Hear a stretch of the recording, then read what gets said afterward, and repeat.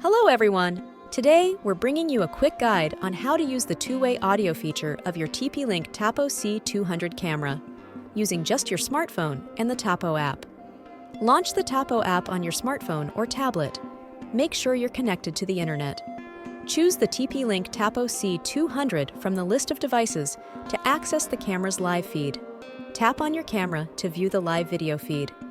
Ensure your device's volume is up and not on mute. Find the microphone icon on the app interface. This icon is usually positioned on the screen when viewing the live feed. Tap the microphone icon to start speaking. This usually requires you to hold down the icon while talking, much like a walkie-talkie. Hold the device close and speak clearly into the microphone.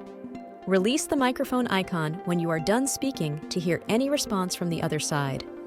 Adjust the speaker volume on your phone if the audio coming from the camera is too low or too high.